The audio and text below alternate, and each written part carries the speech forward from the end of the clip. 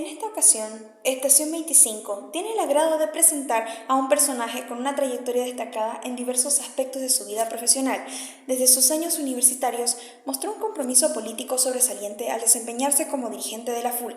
Más tarde, su talento y dedicación le llevaron a postularse al Consejo Municipal, bajo la gestión de Percy Fernández, obteniendo un rotundo éxito. En el ámbito profesional, ha ejercido la abogacía desde 1992. Además, dejó su huella como director del Canal 11 Televisión Universitaria, donde impregnó su propia impronta, con el apoyo de Ronald Méndez Alpire como jefe de prensa. Durante la década de los 90, se consolidó como docente en diversas carreras universitarias, impartiendo conocimientos en instituciones como la Universidad Autónoma Gabriel René Moreno y la NUR, donde también llegó a desempeñarse como director de carrera. Su participación activa en las organizaciones políticas de la universidad pública lo llevó incluso a alcanzar el puesto de rector en la René Moreno. En el ámbito político, el ascenso del movimiento al socialismo a las estructuras burocráticas de poder le brindó la oportunidad de participar como ministro de Estado y como candidato a la alcaldía de Santa Cruz, su ciudad natal. Como escritor, se destacó por su investigación sobre las logias en Santa Cruz, entre otras publicaciones. Si bien este trabajo marcó un hito en su carrera profesional y personal, también enfrentó numerosos desafíos. En esta entrevista exploraremos en detalle los pormenores de la publicación y la repercusión en el medio, el libro Las logias en Santa Cruz.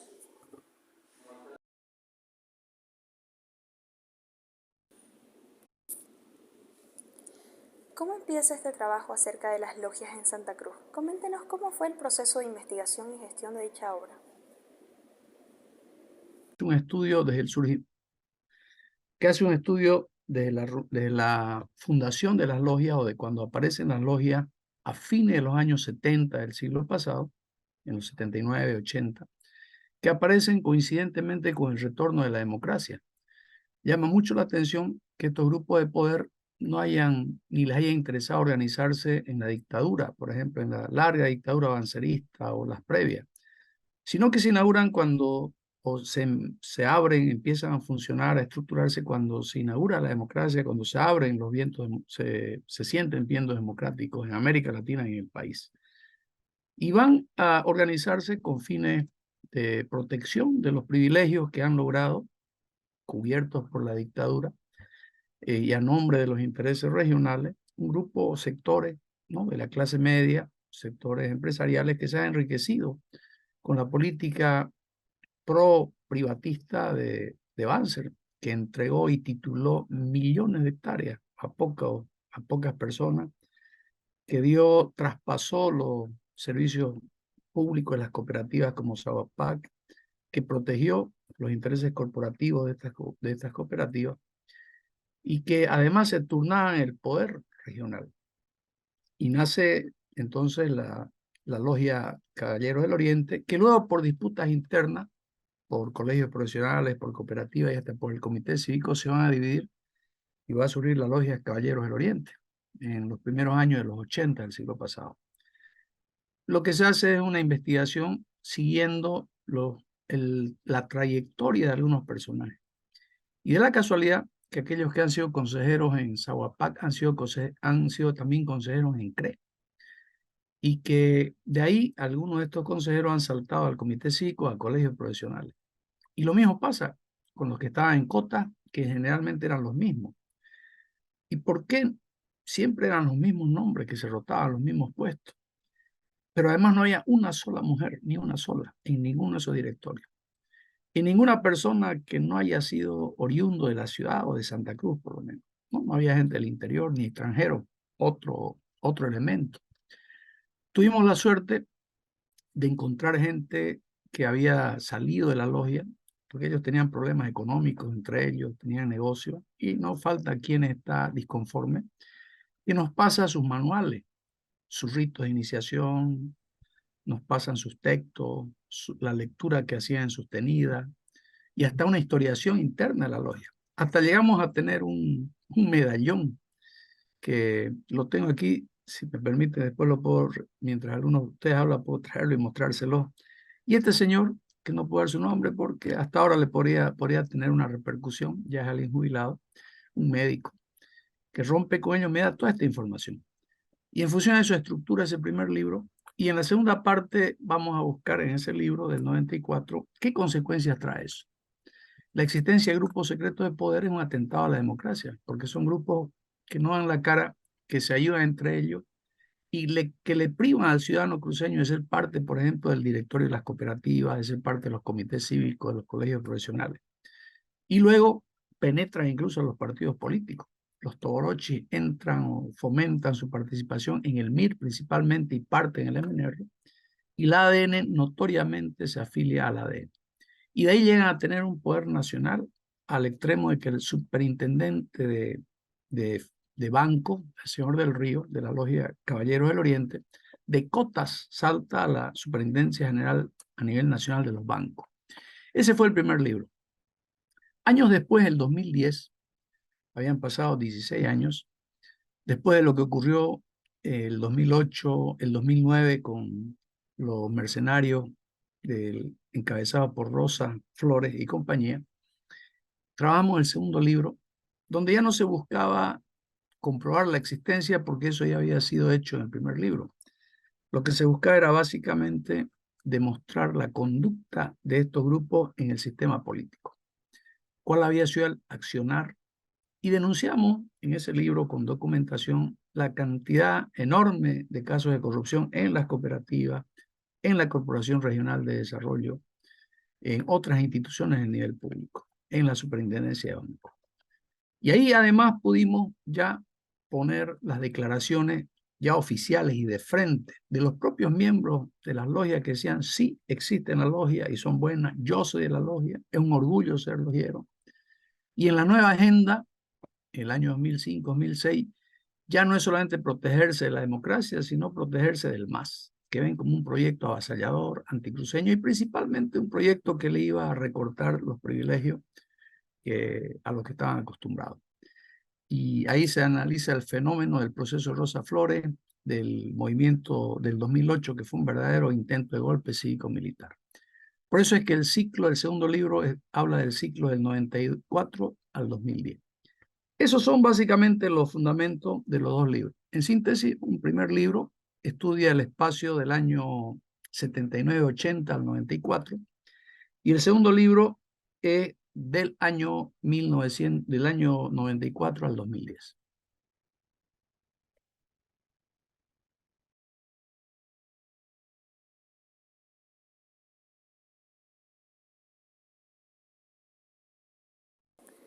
¿Cuáles son las limitantes que encontró al momento que usted realizó esta investigación?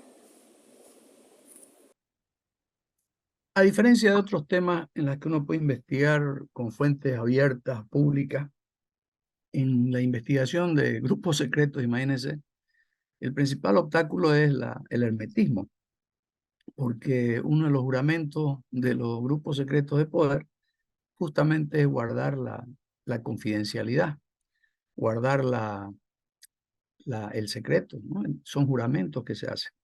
Una de las cosas que descubrimos, nos enteramos, pues no descubrimos nada, sino nos enteramos de algo, porque los miembros de la logia lo saben o lo sabían, es que los ritos, la estructura, la organización, los rituales de la logia masónica internacional son adaptados a la primera logia regionalista, que es la Caballero Cruz del Oriente o Caballero del Oriente, como vulgarmente se conoce, y tienen los mismos grados, maestros, una simbología. Lo que le cambian es el ritualismo, ¿no? Los altos sagrados de la Cruz del Oriente, el norte del oriental, ¿no? La visión oriental, en fin, hay una modificación regionalista, hispanista de la logia universal, porque la masonería es lo más contrario a lo regional, es universal. En cambio, aquí se estructura un simbolismo basado en la sobrevaloración de lo regional desde una perspectiva medieval. Entonces, uno de los deberes que tiene el que integra a la logia es evidentemente guardar el secreto. Ese yo creo que ha sido el primer obstáculo. Y una cosa que vale la pena decir, hay que separar las logias masónicas de sus diferentes ritos de York, el rito escocés o el francés que hay, de estas logias. Las otras logias quizás en un momento tuvieron alguna influencia política en la vida nacional en la década del 40, 30, no lo sé, o sí lo sé, digamos, pero no son estas logias. Estas logias regionales son diferentes. A diferencia de las logias masónicas que luego de la segunda mitad del siglo XX se obtienen ya de hecho de una política activa, estas sí activamente participan en función a intereses políticos y económicos. Y son actores, ¿no?, que están en la discusión política, aunque claro, con una sombra o con un velo de secreto, de misterio, ¿no?, de discreción para no dar la cara.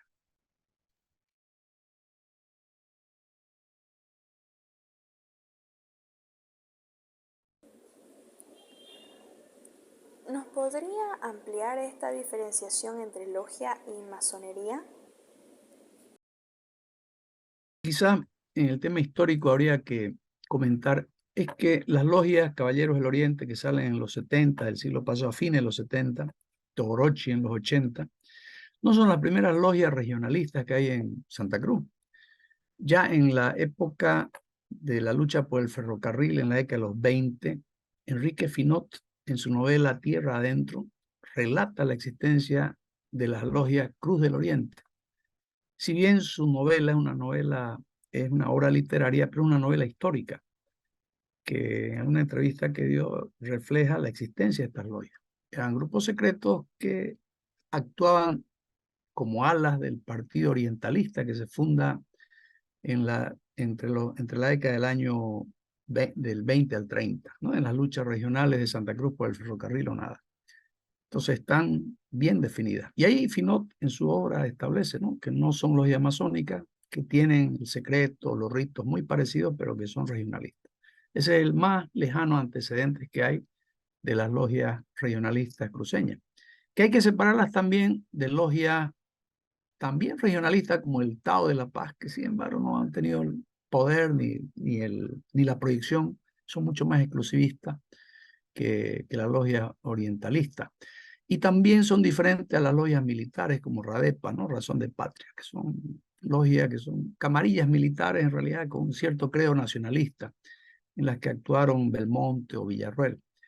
En cuanto a la división con la logia masónica, es tal que en el año 1994, 92 o 93, no estoy seguro para no mentir, está en el libro, la propia logia masónica saca un pronunciamiento público diciendo que ellos no tienen nada que ver con la logia Caballero del Oriente, ni con los Togorochi, que ellos tienen un decreto supremo que reconoce su personalidad jurídica, que tienen, por lo tanto, como institución, reconocimiento legal del Estado, y que si bien son discretos, sus prácticas, si bien son discretos, no tienen secretos contrarios al bien común, que sus estatutos tienen validez.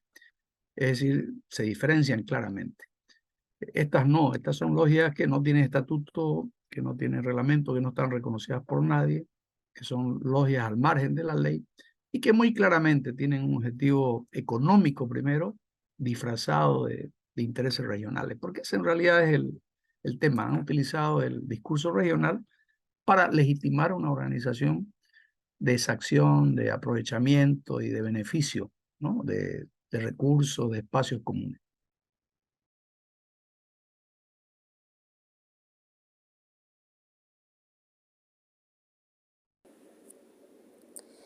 ¿Cree que su papel en la vida pública en este momento le permitió acceder con más facilidad a este tipo de información?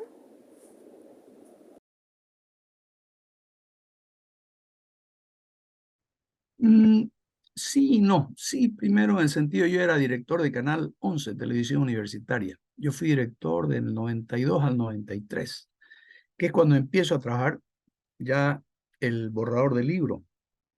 El año 1992, como director del canal universitario, hicimos una serie de programas. Algunos los tengo en mi canal de YouTube, algunas entrevistas que hice en esa época sobre el tema. Y una de esas entrevistas lo conocí al alcalde de esa época, Percy Fernández, ahí nos hicimos amigos. Y él había iniciado el año 92 como alcalde una lucha frontal contra la logia. Entonces él me pasó documentación, pero además él mismo había sido invitado a la Logia de Caballeros del Oriente y estuvo en unas reuniones.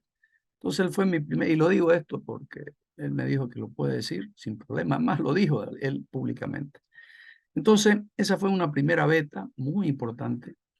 Y a través de esos programas que hicimos en el canal de televisión, pudimos acceder, bueno, nos llamaron, así fue que uno de los disidentes o de los que se haya salido de la logia nos contacta, sino como me iba a contactar. Y a través de esas reuniones empezamos a obtener ese material que le comenté, ¿no? Que los tengo todavía, originales por si había algún juicio. Eh, y esa fue una... Entonces, en ese caso sí, eso nos ayudó, fue importante. Ahora, para la publicación del libro, ya el año 94 fuimos, justamente Percy nos invitó a que yo sea su suplente, o sea, concejal, octavo concejal creo que era, y sacó 8. Entonces, como concejal, tenía más acceso, evidentemente, al alcalde y él tenía mucha información. Pero él además me dijo que lo publique el libro con el Fondo de Ediciones Municipales. Y antes de ser concejal, en realidad lo publicamos, ¿no? Pero se hizo la presentación cuando ya yo era concejal. Y el año 1994 lo publicamos. Pero la labor de investigación no me benefició, evidentemente, ¿no? Pero creo que se podía haber realizado igual.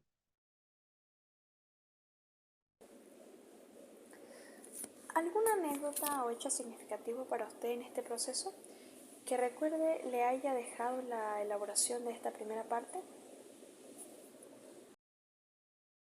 Bueno, algunos juicios, ¿no? Que alguno de los aludidos nos hizo, 2 o 3 de ellos, porque después publicamos, antes que me olvide, el año 1994 en el libro no publicamos una lista completa. Lo que publicamos fue los nombres de unas 30 personas que aparecían durante 10 años rotando en los cargos de una a la, ¿no?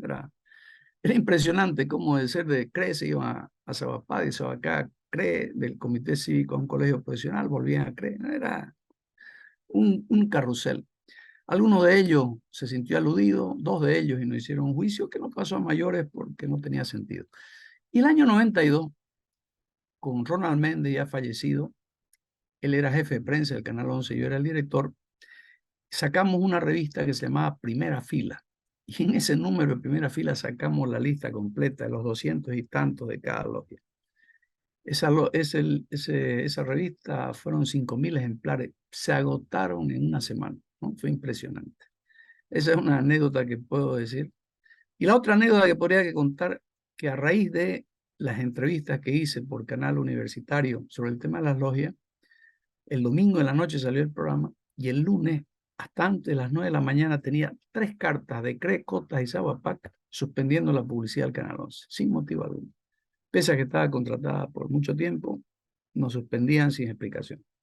Era un poco la defensa que tenían las logias, ¿no? de sus espacios de poder, las cooperativas que sí lo siguen siendo, a través del chantaje. Por eso uno se da cuenta de por qué tienen tan buena prensa, por qué, pese a tantos escandalosos casos de corrupción, miren, no es el de Cota, que es el más reciente, pero en tantos otros, nepotismo, sueldos, ¿no? extraordinarios que se dan, ineficiencia. ¿Por qué aún así no tienen la crítica social? Porque claro, hay una prensa o mucha prensa adormecida que vive pues de la publicidad. Yo lo sentí eso en Canal 11. Un poco o se callan y siguen recibiendo publicidad o echar publicidad. Y fue echar publicidad porque no nos íbamos a callar por un spot publicitario.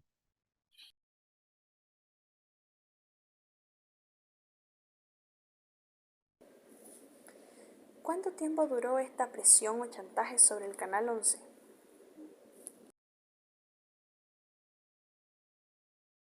No, duró mientras yo fui director, casi 2 años, ¿no? El 92, el 93, casi todo el año. En todo el ejercicio de No, su función. claro, no se levantó porque no íbamos a cambiar una posición que la hallábamos correcta. Y debo decir, y con gratitud también, que ante ese enorme golpe que significó para el canal universitario la sustracción o la eliminación de esa publicidad, fue la alcaldía. La alcaldía, el gobierno municipal también tenía gasta y sigue gastando enorme cantidad de recursos en publicidad y en propaganda en este caso, ¿no? Y entonces le explicamos al alcalde así que informalmente, no pidiéndole, y él me dijo con su característica personalidad, pero hombre, no es problema. ¿Cuánto es lo que le dan de pagar los logios? Me dice, mire, le sumen, aquí tiene el doble, me dice. Nosotros tenemos, del presupuesto le vamos a dar a su canal. Además, este es un canal del Estado, con mayor razón, ¿no? Porque es de la Universidad del Estado. Y así se compensó y nos olvidamos de las logias. Y esa es una cosa interesante, ¿no? Porque ahí hubo un seguimiento, creo, y lo puedo decir con orgullo, que uno de los pocos medios de comunicación que siguió el tema hasta el fondo y uno de los pocos que le dio cobertura al alcalde en semejante campaña que le hicieron en contra, campaña sucia, fue el canal universitario.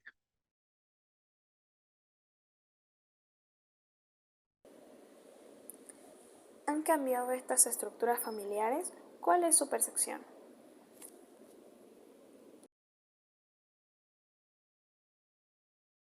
Sí, la verdad que el libro que escribimos en el 2010 ya hace notar el cambio generacional, ¿no? Ya vienen los cachorros, la nueva generación de los mismos. Fíjese usted que Mario Serrat de Paz, el abogado de José Luis Camacho, presidente de Sergas, que fue un escandaloso negociado que está en el segundo libro, que con $2.000 hizo cargo de un negocio millonario en el que no invirtió casi nada, y que durante 10 años solo invirtió para instalar 2.000 o 3.000 cañerías, conexiones. El Estado en el negocio ya ha instalado 1.000.000, ¿no? Es decir, cambios enormes. Pero al final lo que han pasado los herederos, ¿no? Usted va a ver que muchos de los actores que han estado luego en posiciones parecidas vienen de las mismas estructuras. Las loyas siguieron funcionando. De hecho, en el caso del 2009 de Rosa Flores, un señor, un tal Monasterio en su declaración, incluso por la prensa, y lo publicó en el libro, dice que sí, soy de la logia, no me avergüenzo. Está comprobado en esas investigaciones el apoyo directo que la logia Caballero del Oriente principalmente le dio a Rosa Flores.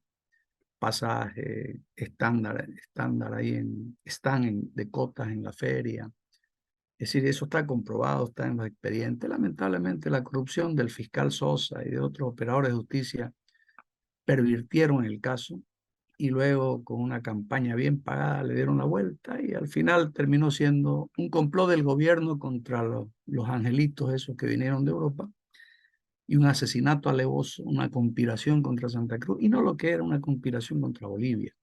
Hay, en el segundo libro hay datos que son irrefutables, ¿no? Mentiras ridículas como decir que el ministro de no sé qué cosa de Venezuela había pagado, porque era el mismo nombre, es un ministro estar pagando, cosas ridículas como esas, que se repiten, ¿no?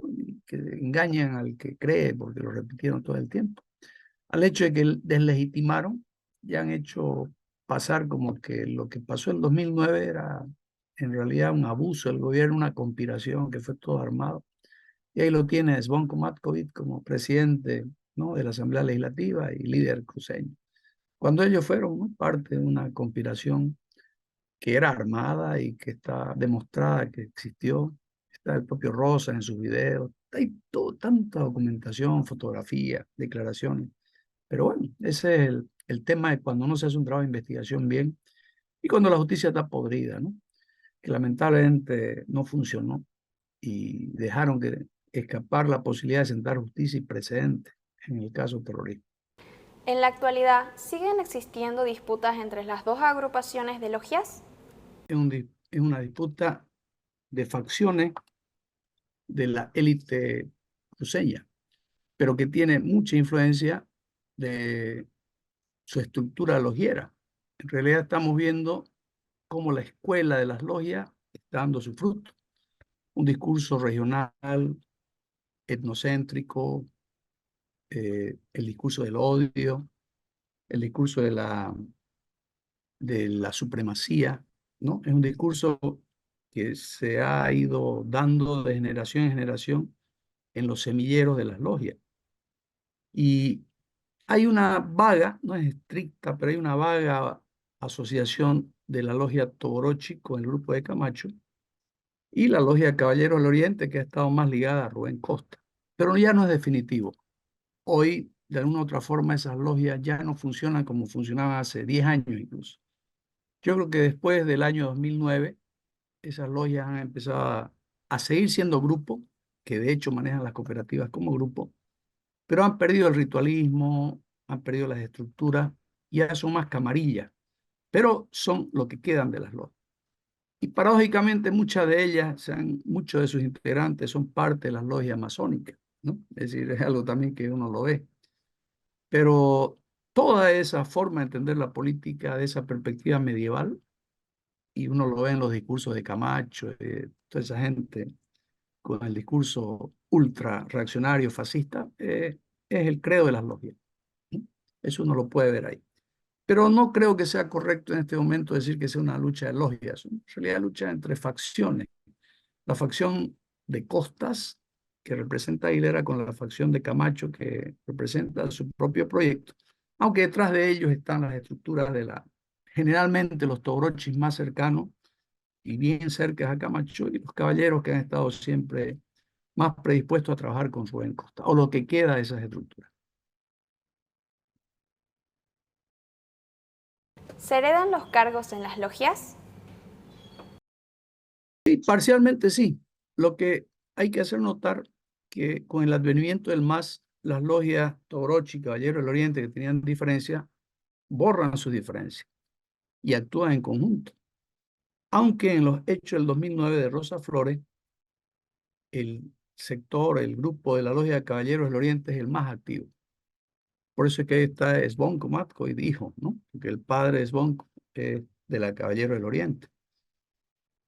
Pero después de eso, con el advenimiento del MAS, ha habido un acercamiento, una cooperación, porque claro, ante un, para ellos, enemigo común, una amenaza común como es el MAS, entonces han borrado sus diferencias y han tendido a unirse, como hizo también la expresión política. Todos los partidos políticos tradicionales desaparecen en Santa Cruz, MNR, ADN, MIR, y llegan a formar agrupaciones ciudadanas. Primero con Costas, luego con Camacho. Al final eso es lo que ha ocurrido con la insurgencia del MAS. Pero claro, la tradición logiera sigue, ¿no? De padre a hijo uno lo puede ver, quienes estaban en la primera lista y quienes estaban en la segunda. Pero no es exacto ya, porque se han desdibujado como estructura. Fueron fundamentales en el año 80, en los años 80, en el 90, en el 97, cuando Cotas está a un paso de ser democratizada, cuando se creó el Comité Socio de Cota, cuando fue una lucha frontal, ahí se mantuvieron. Pero a partir de los primeros años del siglo XXI empiezan, y cuando viene el MAS con más razón, a acercarse, a desdibujarse, a borrarse. Y con el caso de Rosa Flores, formalmente esas estructuras desaparecen, pero quedan camarillas, grupos, ¿no? Cercanía con las que siguen funcionando.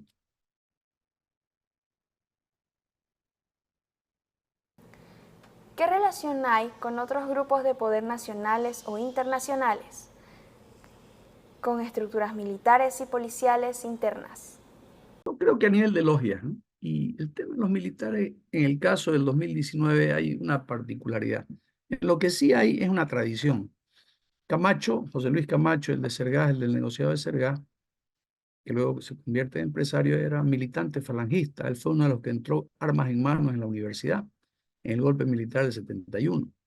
Su hijo repite, ¿no? Con otras características las acciones antidemocráticas. En eso hay una tradición, pero no creo que tenga que ver con logia. Y la cercanía con los militares, en realidad, se da porque un empleado de los Camacho, que luego fue ministro de Defensa, López, si usted recuerda, Fernando López, creo que era militar y cursó el colegio militar, creo que se retiró con grado de capitán en el arma de caballería. Y él era compañero de curso del comandante en jefe de las Fuerzas Armadas de esa época, que era el general Calimán. Calimán y López eran del mismo curso. Solo que el general Calimán continuó hasta el generalato y él se retiró, creo que con el grado de capitán, creo. Pero sí fueron compañeros en el arma de caballería. De ahí viene la afinidad. Y este señor López era empleado de la familia Camacho. De ahí viene la facilidad con la que de alguna forma se establece el contacto. Y es por eso que López es ministro de Defensa. Ahí no creo que hayan entrado logias, de hecho. Yo creo que la logia tiene un papel activo hasta el 2009 con Rosa Flores. Después son grupos de apoyo, un generador de movimientos, corrientes contragubernamentales, pero creo que en el 2019 fue más allá de un tema de logias, ¿no? Fue un tema regional, político, la estructura fascista, nacional, que la liderizó Santa Cruz como el 71. El golpe empieza el 71, el 2019 también empieza aquí. Pero creo que llevarlo ahí a que estén las logias, no, no creo, no hay relación en mi criterio en ese sentido. ¿Existió coordinación entre la cúpula de la Iglesia Católica Fuerzas Armadas, policiales, partidos políticos y comités cívicos en 2019? No, No yo sé si... creo, sí, Listo. yo no creo que haya sido espontáneo, ha sido lo bien organizado, pero no solamente desde Bolivia. Yo creo que aquí ha habido una instancia internacional. No es casual que movimientos como las que terminan derribando, aunque por vía parlamentaria, a Dilma Rousseff o al presidente Lugo en Paraguay, o la oposición contra el gobierno primero de Chávez y Maduro, luego en Venezuela, no son posiciones aisladas. Esto es una política de grupos extremistas de Estados Unidos que pusieron su ojo en América Latina. Después de pasado el conflicto de Irak, de Afganistán, de Libia, empiezan otra vez a actuar en América Latina y empiezan a actuar. Ahí hay gente de inteligencia, gente capacitada en guerra psicológica, en el uso de redes sociales que trabaja. Hay ONG de Estados Unidos que han trabajado activamente. Y claro, antes han ido estructurando una coordinación. Incluso el expresidente Evo Morales habló antes del golpe de un golpe cívico-militar. Porque los partidos políticos de la derecha, al estar desintegrados o desacreditados, fueron sustituidos por los comités cívicos, ¿no? Que fueron los que asumen la defensa de sus posiciones.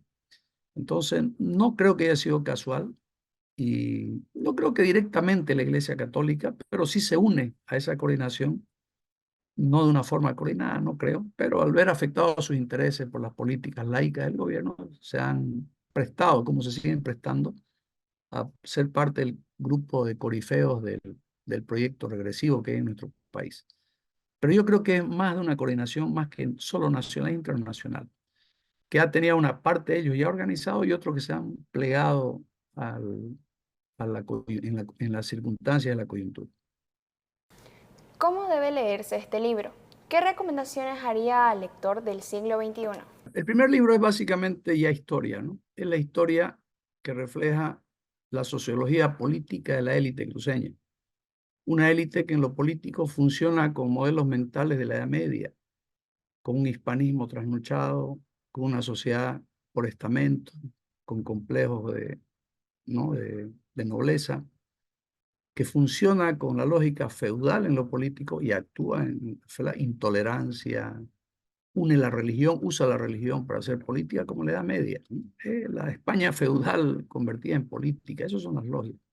Y esa es la versión política de las logias. Escúchenlo ustedes, Bon Comatco, Ido, a los asambleístas de Creemos, o escúchenlo a Camacho. Discurso lleno de odio, de resentimiento, de exclusiones, donde el vocablo, el término traidor, al que no piensa como ella, de exclusivismo. Es decir, es lo que dice